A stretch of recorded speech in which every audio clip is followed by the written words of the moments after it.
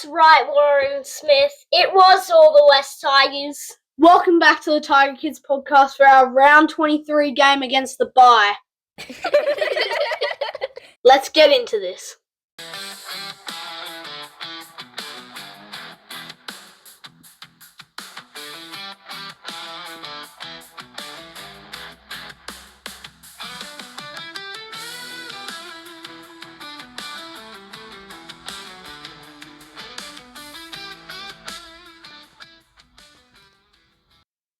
Welcome, West Tigers fans. We're going into our game review of last week's amazing win against the Bulldogs.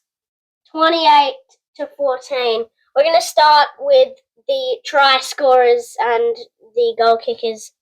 The Bulldogs try scorers, we had Jacob Preston, Jacob Kidz, and Josh Curran. Two Jacobs in that one. Jacob Preston, Jacob Kidz, all start with the same letter, J. And then they got 1 from 3. Stephen Crichton, you need to get better. And the Tigers tries, we had Jarrell Skelton, Jareem Buller, Jarrell Skelton again, Adam Dewey, and Samuel Afonu. And Dewey kicked 3 from 5, 1 penalty goal, and 1 bad sin bin. It was amazing just to be the game. The atmosphere in the crowd was unreal. The rivalry on and in the stands, on the field and in the stands, was awesome. You could feel the tensity. It was just really good to be there. Although after we started to get on a roll in the second half, the Bulldogs fans started to leave the ground. A little bit weird. Maybe they didn't want Lockie Galvin's signature again. All of our players were essential to our win on the weekend, but the main player that I thought was Adam Dewey, bagging the most run meters and most fantasy points in the game by a long shot. Talking of most fantasy points for you fantasy players out there, he got a try assist, and plenty of run meters and tackles. Talking of tackles, our main man up front, Terrell Davis-May, bagged the most tackles with 40 tackles. And now onto the team stats. With the possession, finally more possession, 52% to 48%. Line breaks, the Doggies had 4 and we had 3. Offloads, usually we have a lot of offloads. Didn't have much, maybe because Chugga Chugga / Safer got sent to the bin. During the game, it was 6 offloads to 4 offloads. Total passes, 196 to 233. Kicking meters, we had 635. They had 539. Tackles made, they had 322. And we had 290. Missed tackles, they had 30. We had 29. And the Bulldogs had way more errors. The Bulldogs had 13 errors. We had 9 errors. And penalties conceded. Bulldogs had 8. The Tigers had 7. And sin bins, we had 1, which is Alex Seyfarth, and they had 0. An interesting stat, we had 1 head injury assessment, which was Taylor May, but luckily we don't lose him for a game because he was a Category 1 and we versed the Bye this week. So, although it was wet out there, the Bulldogs actually had way more territory in the last 20 so minutes. We tackled the Bulldogs inside our own 20 36 times in the last 10, 20 so minutes, and we only got to their 20 and got tackled only 16 times, which means just how much our defence had to hold out the Bulldogs near the end of the game, even though we were well in front. Now it's time for our 10 in the bin. My 10 in the bin for this week is the bunker and the match review committee. The bunker is because obviously Stephen Crichton didn't get sent to the bin although Taylor may come up with a Category 1 ruling him out for the game and another week, although we have the bye. And the match review committee for giving a 3-week or so sentence to Alex Seyfarth and no sentence to Stephen Crichton. None at all. No fines, no anything. And my 10 in the bin is Parramatta Leagues, so we can actually get out and in the car park without waiting more than 45 minutes, because it took us around an hour to get out of Parramatta Leagues car park. That's 10 in the bin, and now it's time for Tiger Purrs.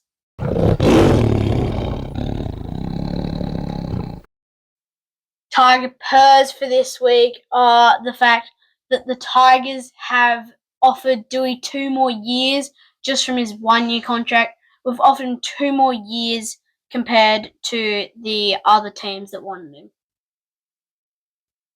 And 3 Tigers have been given warnings by the NRL about their celebration, their rude celebration at the end of the match. Although Brent Naden will have more consequences coming, we won't make a big deal out of it because the media has already done that for us. Also, another Tiger Purr for you. We have signed just recently Maverick Geyer, son of Mark M.G. Geyer, for 1 year. And we're also rumoured that we have signed Ethan Roberts from the Sydney Roosters. And now it's time for this.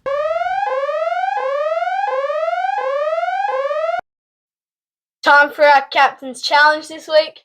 We don't have any Captain's Challenge this week, do we? Actually, I do have one. I'd like to Captain's Challenge the NRL for giving the Tigers a bye this round, because what am I supposed to do all week? Socialise and do stuff with my brother? Yeah. Hey, that's me! And that's our Captain's Challenge for this week. Time for our tips for this week. And anyone, if you have a double points round or what they call a joker round, use it this week because the Tigers can't lose. Okay, into our tips. The first game tonight, the Storm versus the Broncos. 2nd versus 6th, what they've been saying on the news and everything, that this could be the preview of the grand final or maybe the first week of the finals. They could be a match-up for this week. So it could be like a preview. But I don't know why. I'm just going to go with the Broncos. They've had some strong past weeks when they beat the Rabbitohs by, I think it was like 60 or something. I'm not sure. I can't remember. But I'm tipping the Broncos on this one. I'm going to tip the Storm. I don't think the Broncos are mentally there, ready for the Storm. I'm going to tip the Storm.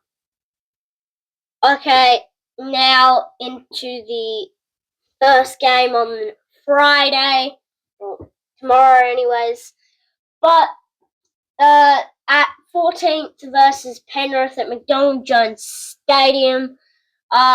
Penrith versus the Knights. I reckon Penrith will win this one by quite a bit.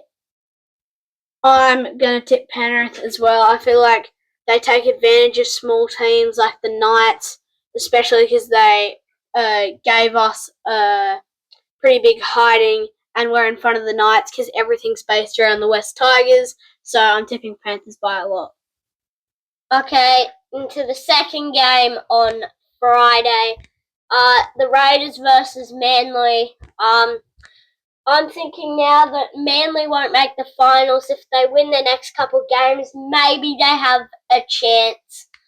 But I'm just thinking it, I don't know, but most people would disagree with me on this one, but I'm tipping Manly. I swear you always tip Manly, but I'm going to tip the Raiders. First place on a pretty big win streak, although coming off the back of a loss from the Titans. I'm just going to go the Raiders purely off they're in first place. And just realised, Raiders, they didn't get beat by the Titans because obviously we beat the Titans and, the Raiders wouldn't lose to the Titans because Tigers the world revolves around the West Tigers. It was Dragons, and so yeah, moving on to next week's.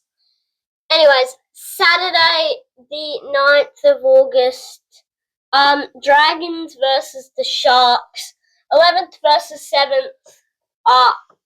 For no reason, I'm tipping the Sharks, maybe just because of the ladder difference, but I'm tipping the Sharks. I'm tipping the Sharks just because the Sharks. I feel like I haven't got much to say about these two teams. Dragons coming off a win against the Raiders, not the Titans. So I'm going to tip the Sharks. I feel like the Dragons can't back it up with another one. Okay, the Dolphins versus the Roosters, the second game. Suncorp Stadium, the Dolphins versus the Roosters, like I just said. The fight for the 8th. The Roosters and the Dolphins. I've said that about a million times. Anyways, 8th versus 9th. I may have already said that, maybe not. Fight for the 8th. I think I've said that as well. Anyways, but I'm just gonna tip the Roosters because I'm not allowed to talk anymore. I'm going to tip the Roosters, although I think we have beaten both these teams. We've definitely beaten the Roosters, and I think we beat the Dolphins earlier in the year. So it's a pretty tough matchup, but I'm going to go Dolphins just because they're at home. Okay, the third and final game on Saturday, the Bulldogs versus the Warriors, 3rd versus 4th. Bulldogs coming off a loss, Wars I think coming off a win. I'm gonna tip the Wars, but I've only just realised the Wars haven't come off a win. Both teams coming off a loss. Like I just said, I'm tipping the Wars anyways. You do like repeating yourself. I'm tipping the Bulldogs. I feel like coach will give them a good spray, just like they need to lock in and focus against the Wals. Although there will be one difference. Depends if it's wet or not, because Bulldogs, they just lose all their skill in the wet. Anyways, the Sunday match, the 2 last games of the week in round 23. The first game at 2 p.m, the Titans versus the Rabbitohs. The fight for the spoon. Who will get the spoon and who won't? To be honest, I'm gonna tip the Titans. Rabbitohs haven't won much games in the past couple weeks, so I'm tipping the Titans. I'm tipping the Rabbitohs because I feel like they're very desperate for a win. They really don't want to get the spoon. They've won, 21 premierships and some spoons, but they don't want to get another one because I haven't got one for a while. Speaking of the spoon, the next game, Parramatta versus the Cowboys. The next game is the Parramatta's versus... I keep repeating myself. And that another stab in the back for the Eels to see if they get the wooden spoon. But into our tips for this game, the Eels versus the Cowboys. I'm tipping the Cowboys because I just want the Eels to get the spoon, so I'm tipping the Cowboys. Yeah, I'm tipping the Cowboys. Eels not making finals this year. I'm going to tip the Cowboys, although Eels are at home, so I'd like to see how that goes. And then the game we've all been talking about, us versus the bye. Who do you reckon will win, Mitchell? I reckon we'll win against the bye by quite a lot. Although we do have Taylor and May out, it might be a close game. And Seyfarth. And Seyfarth out as well, true. I'm going to tip the Tigers just because I feel like another Adam Doueihi masterclass is coming. Yeah, I agree with you. We're in a win about maybe 500,000. But that is our tips for this week. Bold prediction! Yes, that's right. It's time for our bold prediction. Just checking up on last week's bold prediction. Unfortunately, Reese had a loss on his bold prediction. He tipped the Raiders to win by 14 or so, and they had a loss to the Dragons. I my bold prediction was actually a success. First bold prediction success in the Tiger Kids podcast ever. That's going to be in the Tiger Kids Hall of Fame. I tipped Jerome Buller to score a try coming back from injury, and he nailed it. Long range try as well. So yeah, now it's time for this week's bold prediction.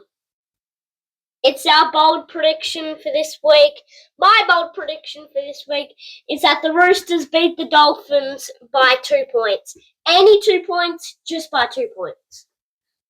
My bold prediction for this week is a little bit more vague. It's that any team will go to a match in Golden Point.